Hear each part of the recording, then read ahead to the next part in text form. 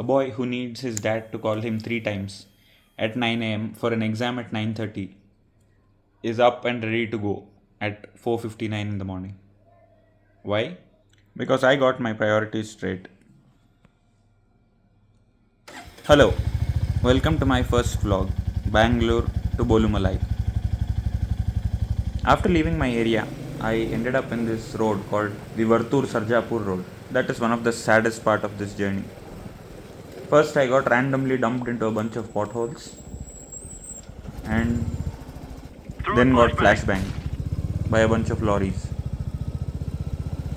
Just when I decided I could saddle on my pillion foot pegs because I have a cruiser, this kind sir decided to block my way.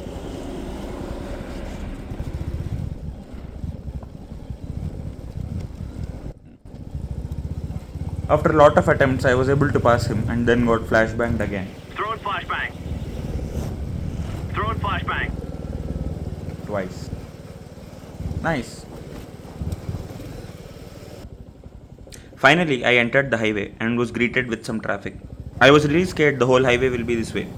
However, thankfully, after one service road, the roads became clear.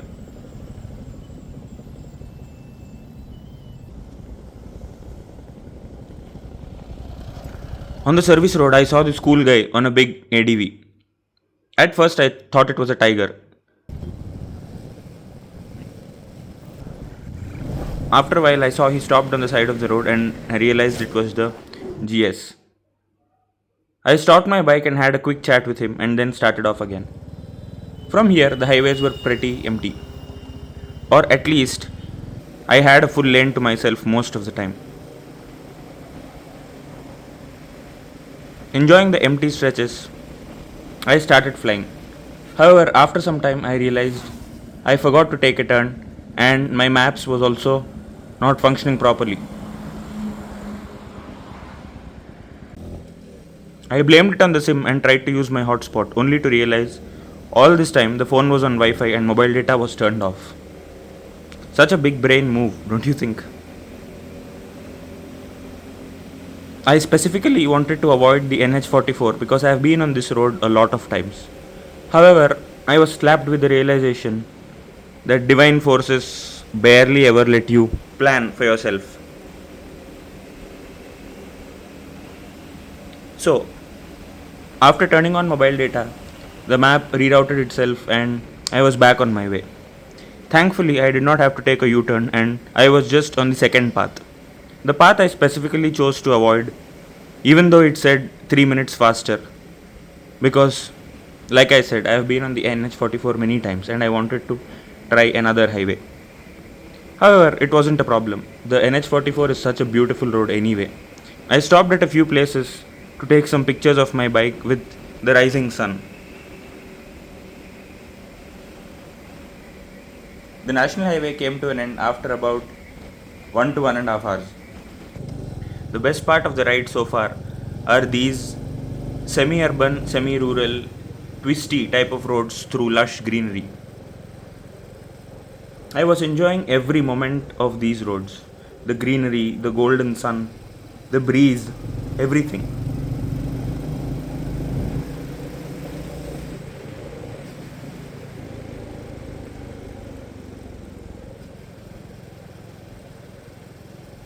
There were some roads which felt like Formula 1 or MotoGP chicanes, and it was such a wonderful experience trying to corner a heavy cruiser. Few turns felt a little risky. I tried to be late on the brakes as if I was Marc Marquez and ended up emergency braking, trying not to fall off the roads. I was envying every house there. What a lucky life they had, living in such a beautiful place. Not too far from the city, yet not in the middle of its chaos.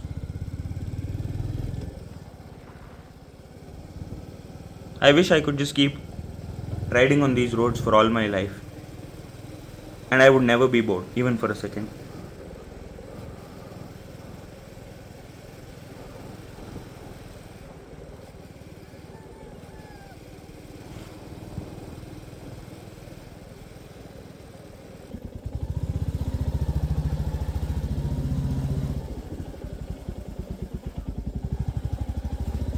Google Maps led me into this cute little trail for about 2 minutes, and the roads felt so good.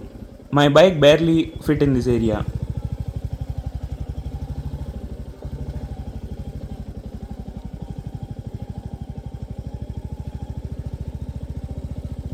I don't know if I am exaggerating the small things, but this short spell also felt very good.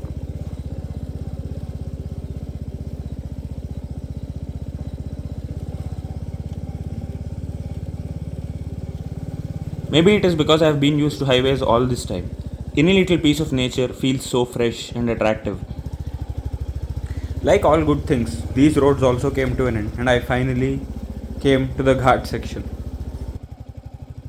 I actually decided this place for this weekend because of the ghats. When I saw this on the map, I thought I could get a jugaad for a lean angle sensor and try to lean my bike as much as possible. However, it came as a pleasant surprise that the entire ghat section was just an off road trail. So I started getting up these ghats.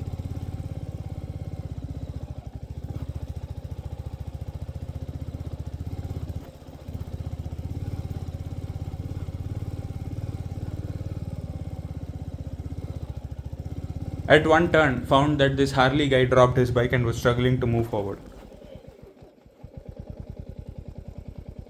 Wait, I'm coming.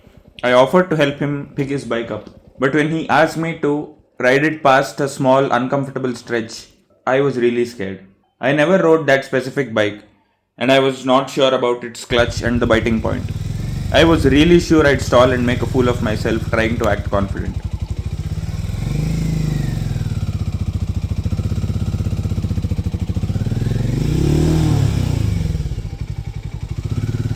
After making a lot of noise without moving forward for a couple of times, I managed to go forward without stalling.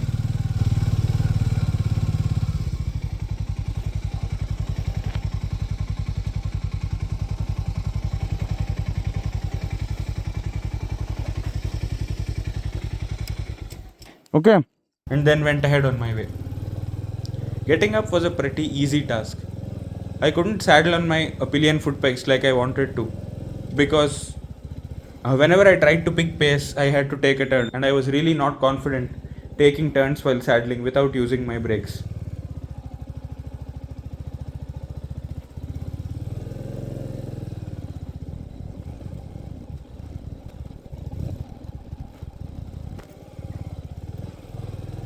Finally, I reached the road that was repeatedly shown all over my Instagram feed.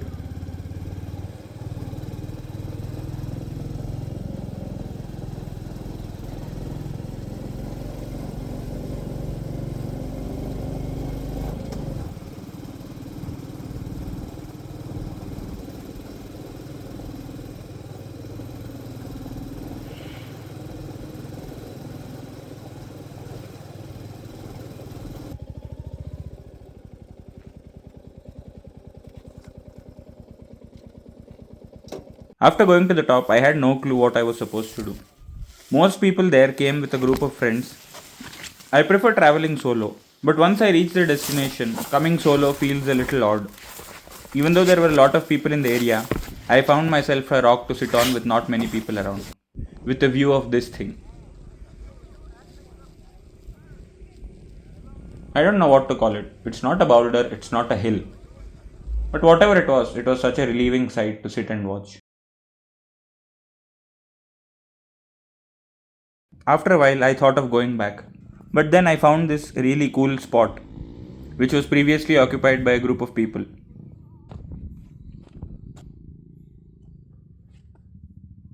So I went up and I loved the view.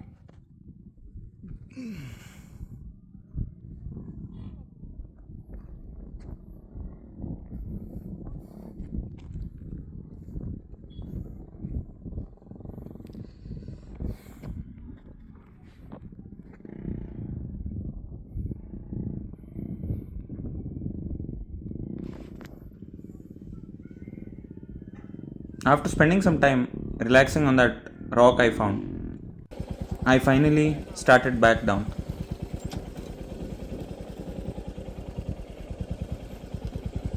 And this road, especially while coming down, is what really attracted me to this place. I saw it on a reel and I found the edge of the cliff without any fence very appealing. I don't know if it's the risk element or just me being stupid. I found it attractive.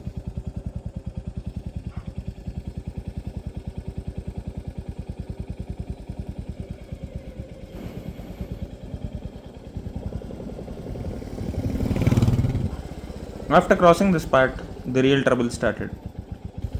Climbing up was pretty easy. You just needed some control on your clutch and you're good to go.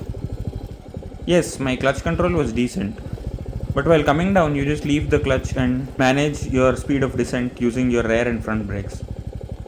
Coming down was humbling. I realized how bad my rear brake skills were. I was doing two major mistakes.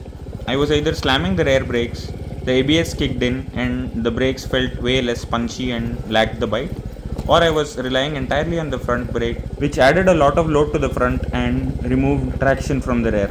All of these are pretty risky. The Meteor's heavily road focused tires didn't help either. My rear was all over the place, sliding, skidding, slipping, everything.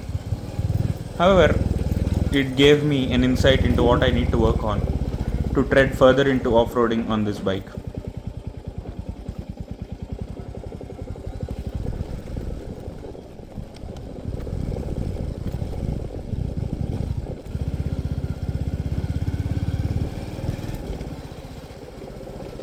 So, after getting down, the journey was pretty boring. I stopped at one place for a light breakfast and another stop for petrol, I mean sugarcane juice. So that's it. At around 1 p.m., I was back home. A phone full of photos, brain full of lessons, and a heart full of memories. Short 200-kilometer ride came to an end. If you stayed with me till here, it means a lot.